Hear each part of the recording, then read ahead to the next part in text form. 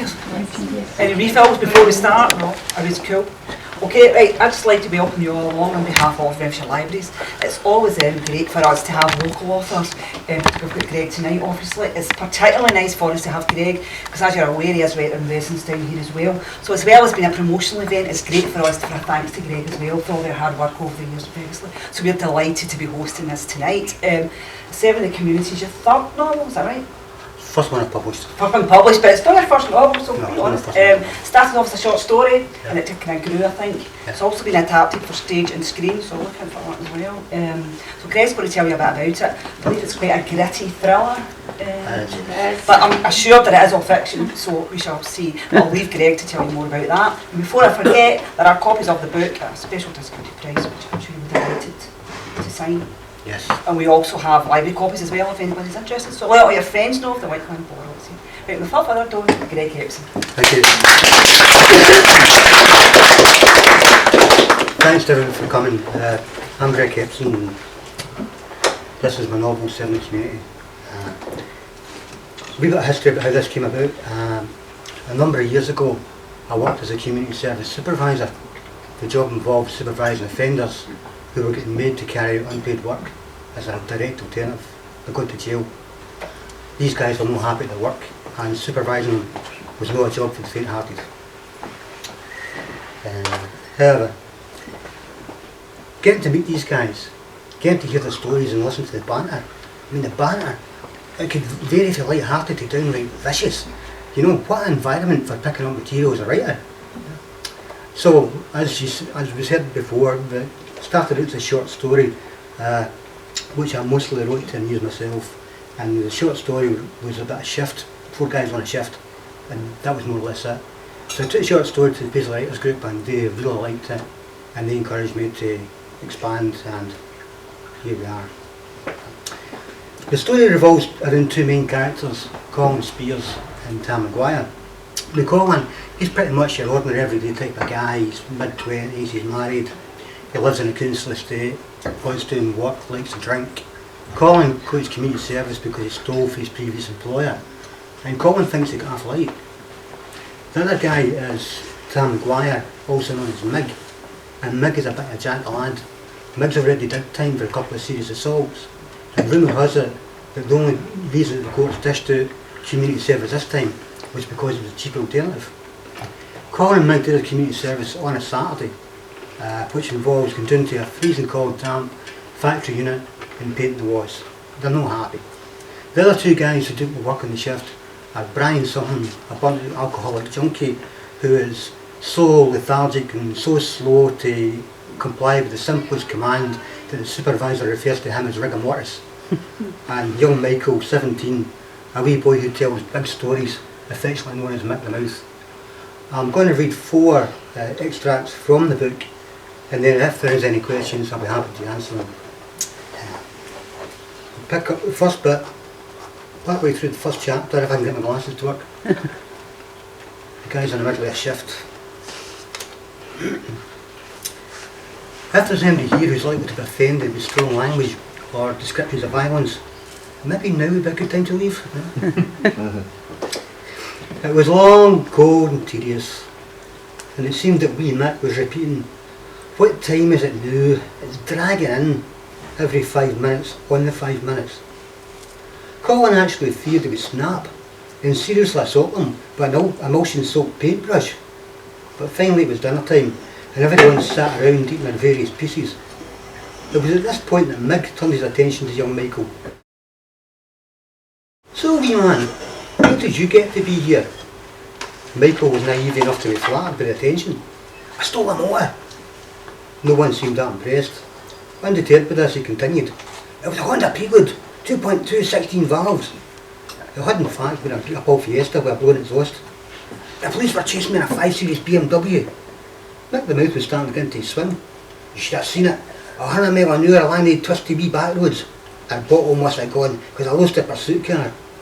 This was the disturbing thing about the Mouth. It was almost as though he believed his own stories. "So there I am, cruising along at a ton, wondering about my mammy is on for the tea, when I hear the chopper coming."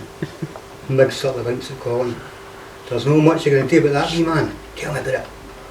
Mick's imagination had moved into warp drive. So it was time to do a runner. I ditched the motor in a field. Next thing I know, the poles are everywhere. I managed to batter a couple of them. Then about 7 of them all jumped at the same time. Wearing his best deadpan expression. So how much time did you get, wee man? I never got time. I get 2 years community service. You never get time. Let's think about this. You took and drove away. You obviously have no licence. You were involved in a high-speed chase. They wanted to bring out the chopper. Add to that, resisting arrest and 2 counts of police assault. Mick paused for best effect. And all you got was 8 years community service. I got £150 fine as well, added Mick rapidly. Colin and Mick started to laugh. Michael was starting to lose his cool when he wasn't about to be let off the hook. Either your mammy was sleeping with the judge, or you'll need to give me the name of your brief. Colin couldn't resist it. I've heard his brief. There's a guy called Jesus. Just call Nazareth 90210. The laughter continued. The big man had decided to change tack.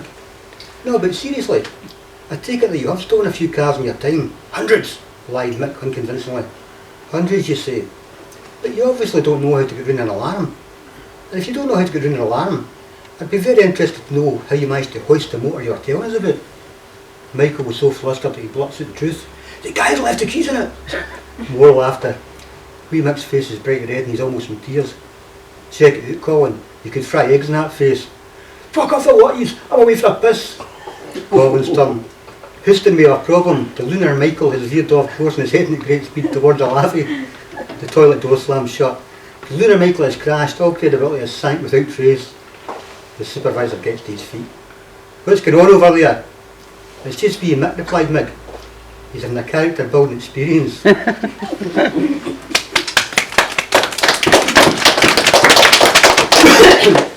the second part, the shift is over and Mick and Colin are, at Mick's persuasion, have went for a pint in Colin's local.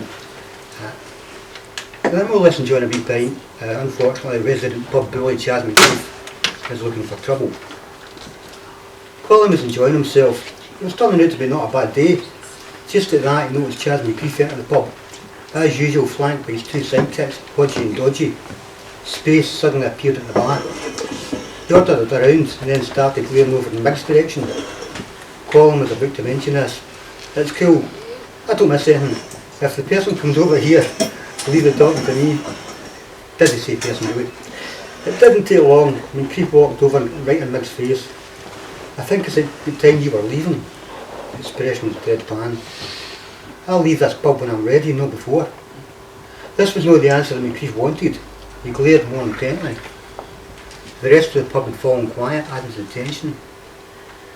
I'm trying to enjoy a pint here. So either make your move or get out of my face. To the surprise of a lot of people, not least Colin, McCreef walked back over to the bar. I've never seen him back offended before. Mick figured it wasn't over and changed the subject. This is security guard. When would you like to look him up? This was not something Colin wanted to get into. He pointed to the half-empty glass. A half pint to top that up, he suggested. Mick nodded and he made his way to the bar. Wee Linda's top looked tighter than ever. McCreef looked uglier than ever. Your mate's getting it. Colin could not think of an appropriate reply. He lifted the drinks and turned to walk. You'll be lucky if I don't do you as well, you prick. He returned with the drinks. As he sat down, the big man got up. I'll be back in a minute. Entering the gents' toilets, it was as he remembered. It was about 15 feet long but 6 feet wide. He stood with his back to the far wall. To the right, the urinals. To the left, the sinks. He wasn't disappointed. McCreef and company were right behind him. Watch the door, ordered McCreef. The 2 gleeful grinning faces were more than happy to stand at his back. McCreef and Mick sized each other up. McCreef stood about 6'2", weighing something over 16 stone. Mick was about an inch smaller, at 25, around 5 years younger, and with an unhealthy appetite for amphetamines, stood a lean 13 stone. Mick put his right hand up and asked, "Before we start this, just what's your problem?" "What's my problem? You're the bastard that chipped my nephew." Mick looked momentarily confused. McCreef believed he was in total control and was going to enjoy the moment. Wee Willie McCreef, anorexic looking skinhead, small head, big ears, also known as wingnut. He was into one of my mates to the tune of £900. Don't talk shite. They'd have lent him that sort of money. He wasn't loaned money. He was given substances on the understanding, sale or return. He didn't sell them, and he sure as fuck didn't return them. Do you get the picture? So you admit it then. When Keith took a step forward, he was now less than 2 feet away. Meg raised his hands out in front of him, palms out in an apologetic manner. Look, Chaz, I'm not looking for any. When Keith was still waiting to hear the word trouble when the headbutt landed, breaking his nose and rendering him semi-conscious. He was thrown against the sink, so the back of his head smashed the mirror above. He was then slammed head first into the opposite wall, sliding face first down into the urinal. The attack had been so calculated and savagely executed, it had only taken seconds.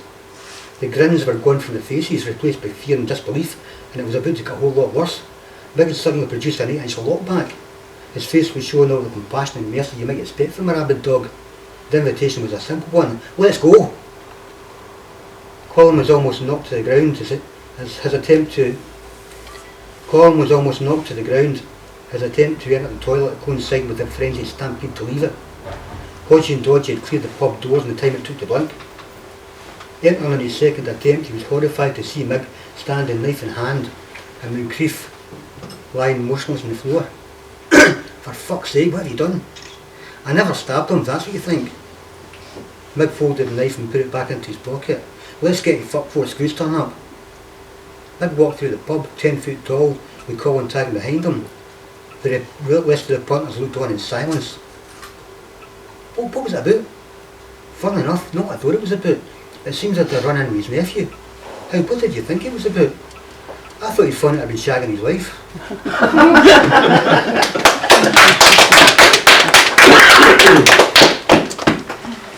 In the third part, we've moved on to chapter 13. In Colin's absence, his now pregnant wife Marion has been visited by her friend Mary. Mary is possibly the biggest gossip that ever walked, and she's accompanied by her pet dog, Wee Willie, who is a Yorkshire Terrier with a particularly mean streak.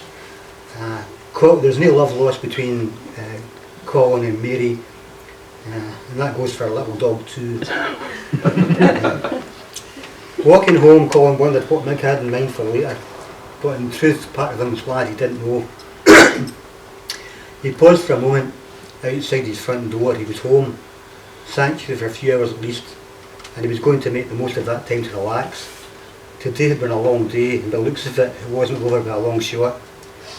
He opened the door to the homely smell of boiling a bag curry. The hall was in darkness. He closed the door and reached for the light switch. His hand never quite made it to the switch. Unbeknown to Colin, in his absence, Mary the man had come round to visit, and she brought her pet dog Wee Willie. The first hint that Colin got of this was when the Yorkshire Nipper successfully ambushed him in the half-light. As he reached for the light switch, it sank its teeth into the soft flesh at the back of his leg, hanging on tenaciously while snarling viciously and shaking its body from side to side with a ferocity that would put an angry tiger to shame. Colin screamed in a mixture of surprise and pain, causing the Nipper to redouble its efforts.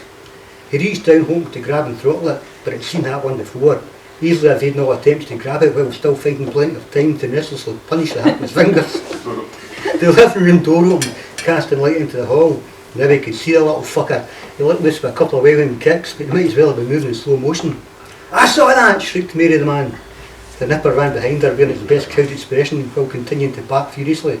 Did you see that? Did you see that, Marion? The big brute tried to kick Wee Willie." Marion scowled. Colin was momentarily stunned by the suddenness of the attack, but was not about to take his eyes off the Nipper, who was presently bouncing backwards and forwards, psyching itself up for another goal. "Look at him!" snarled Mary, picking it up. The wee soul's terrified. Colin was speechless. The Nipper was at full pitch. Marion was asking where he'd been till this time, and the Prophet of Doom was doing what she did best, standing there looking ugly and hoping for an opportunity to make a bad situation worse.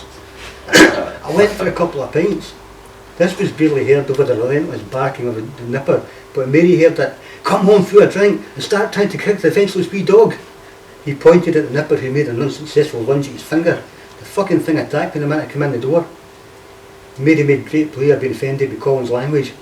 "My wee dog wouldn't hurt a fly, and I'm sorry, Marion, but I'm not staying here to take drunken abuse off of him."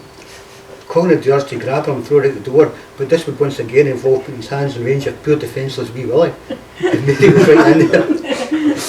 "I can see now what you've had to put up with all these years, and you and your condition too." Colin entered the kitchen. "There's always room on my couch for you." He returned from the kitchen holding a large pot of tepid water that had been used earlier to heat the curries, and with great personal satisfaction he threw it about the poisonous one and the still yapping nipper. He then opened the front door and said only one word,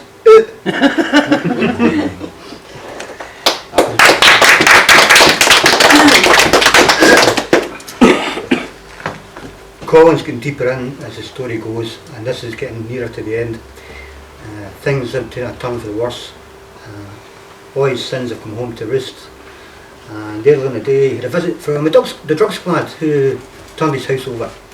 And even though they never actually found anything, the neighbours seen it happen, and Marian's mortified and Marian has left him, so consequently he's been drowning in his sorrows all day. And the last thing he actually seen before he left the pub was a particularly brutal attack. The guy's traumatised. Although unwanted, consciousness was still there. Colin lay there gripped with fear, unable to shake the images of blood and broken glass. He heard a noise. Someone was in the house. Was it the police coming for him? Maybe if he lay really still they wouldn't find him. The noise continued. Someone was coming up the stairs. He cowered in his hiding place under the bed. Footsteps, lights on, found. What the hell are you doing under there? It was Marian. Was he relieved? He wasn't sure. He came out and got to his feet, shielding his eyes against the light. What were you doing hiding under there? You're losing it, Colin. Her head shook from side to side as she spoke. Colin figured it would be safer not to say, actually dear, I'm expecting a second visit from the police. He hid behind a blank expression. Are you alright? The light stung his eyes. I'll be alright in a minute. You're some man. Marian was shaking her head.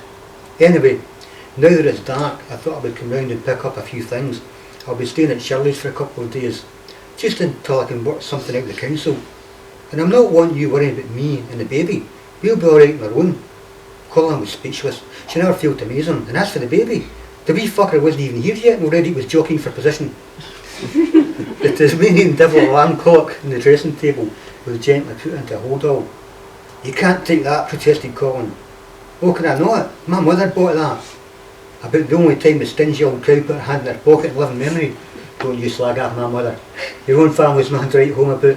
Your father's only ever at the pub if it's to go to the bookies. And that mother of yours, you can choose your friends. Colin wasn't about to leave that unanswered. What about? Tactical problem. His mouth was spouting it quicker than his brain was composing it. What about? Don't you raise your voice to me, Colin Spears.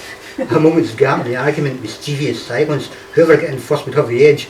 Too late already, she was in there and talk about rapid fire. Don't you raise your voice to me. Just don't you even think about it. I'm in here keeping the house, and me, and my condition, and you're out there losing your job, get into all sorts of trouble, hang around the other nights a day, coming home pissed, the police busting the house. Just where do you think this is going? She paused to draw breath. Thank fuck for small mercies. Then she got that look in her eye, the look that says throw away your optimism, guard your ghoulies. Are you listening to me? The windows didn't break, but it must have been close. Are you listening? Defence mechanism. Try sarcasm. To have an option. The option came in the shape of the clock as it flew across the room, narrowly missing his head and shattering against the wall. Colin had never liked that clock anyway. He made the mistake of mentioning this. As he went down, the back of his head hit the dressing table. What a punch. It came round to a damp cloth in his brow. Colin, are you alright? I didn't mean it. The whole side of his face was in agony. No too bad for someone who didn't mean it. For some reason he looked at his watch. It was only 9:15. How could so much crap have happened in one day? The gesture of looking at his watch was interpreted as, are the pub still open? You're alright. There was a snarl undertone. As Marian got to her feet, she accidentally stood on his fingers, an action which, despite causing a loud cry of pain, obviously didn't warrant an apology. Colin clutched the dropping digits with his other hand. The crushed fingers had not actually recovered since the nipper incident. The pain was excruciating. Alright, he never broke this alright his whole fucking life.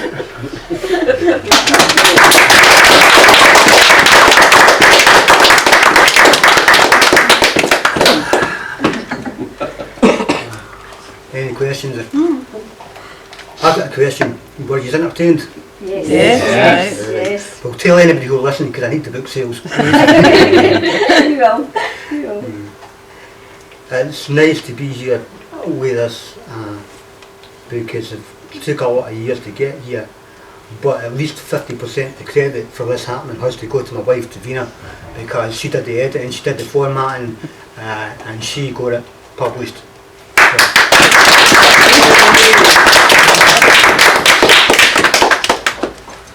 And if anybody wants to buy any, they're there to buy for £5. Okay. Will you be signing copies if anybody asks? If anybody wants them signed, I'll sign them. There's only one problem. If you want any dedications, the only thing I can actually sign joined up is my signature. I kid you not. Thank God for Greg, God process. Greg,